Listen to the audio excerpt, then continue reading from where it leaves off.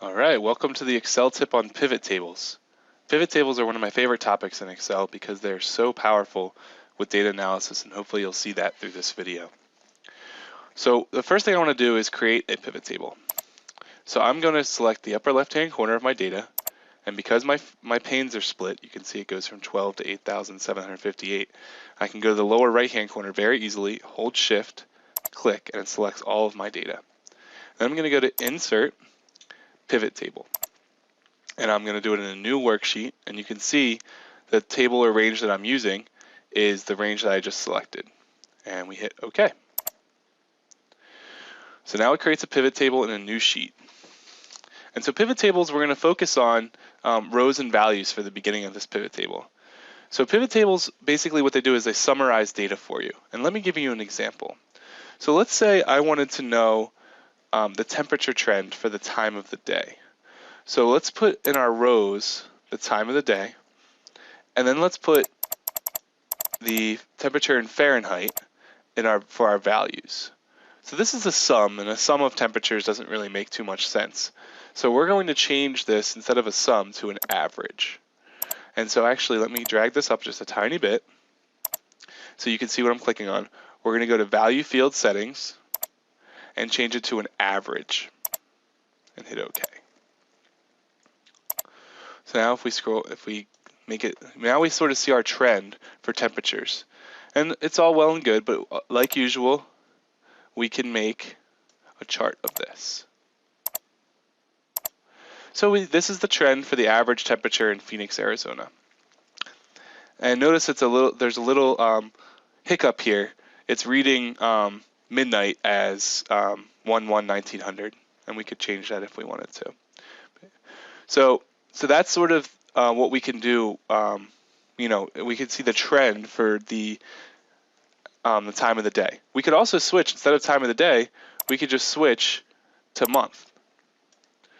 And so instead of time of the day, which we'll get rid of, we'll just go to Remove Field.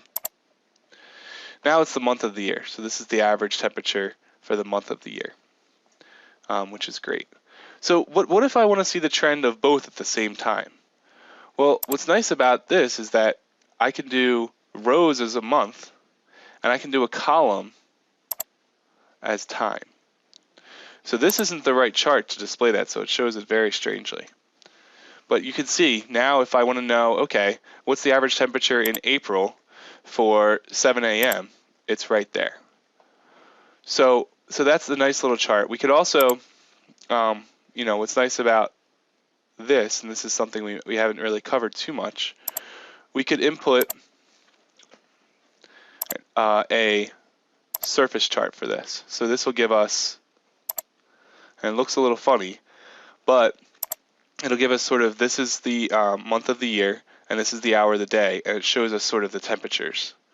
And we can sort of see that the midday and mid-months are the highest, which are the green temperatures in this case. So it's a cool little chart to see, that you could sort of see the surroundings of what's going on with your temperature throughout the year.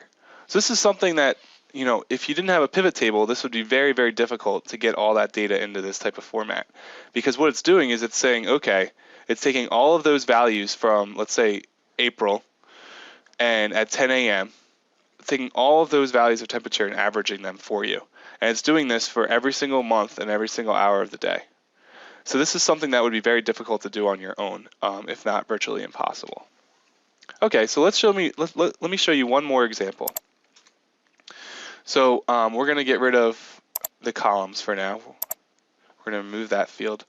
We're going to keep our temperature, but we're also going to add the average, but we're going to add another temperature. We're going to add, it's not the sum, we're going to go to Value Field Settings. I know you can't see that, but it's the very bottom. And we're going to go to the max. And then we're going to do the same thing, and we're going to do min. So now we have the max, the min, and the average temperatures. Let's go ahead and plot that. So this is sort of nice because we can see the trends of the minimum and the maximum temperatures, the averages through the months. and it gives us a nice little way to do that. So we can also do filters with this. So maybe we want to just filter out, if we go to day of the week, maybe we want to filter out, we only want Sundays.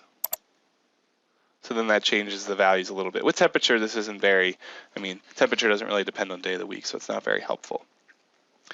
But hopefully you see the real power of pivot tables. We can answer lots of other questions with this, so let me show you one more. So let me show you how to, instead of temperature, let's do solar power and its trend over the months. So again, the sum isn't great. And if you're not familiar with solar power, if it's really sunny out, watts per meter squared will be higher than 1,000. And if you think about it, the sun's down for half the day, so the averages are much lower than that. So we can do the average solar power, and again we could chart this, and we see again, which is good, that in the summer times, especially June, we have the highest amount of solar power hitting the Earth's surface. We could do this. We could add wind speed in here maybe. So maybe we do the average of wind speed. And the charts, maybe the problem is with this chart is it's showing the solar panel, and that's much higher than the wind speed. But we could add another chart, which is just the average of the wind speeds.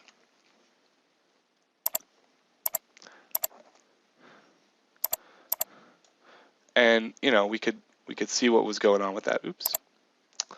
So that's sort of the idea behind the pivot tables and pivot charts. So hopefully the main idea behind this is that what this is doing, let's just take this one more time, one more example, and I'll talk about it.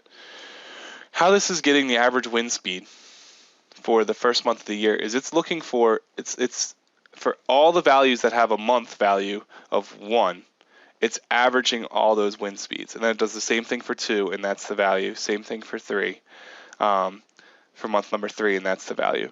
So this is something that would be really hard to do with just plain formulas, but can show you lots of different trends and ideas, and is a great way to analyze data. So I hope out of this video now you have an idea of how to work with pivot tables and also the real power of pivot tables. Thanks for watching.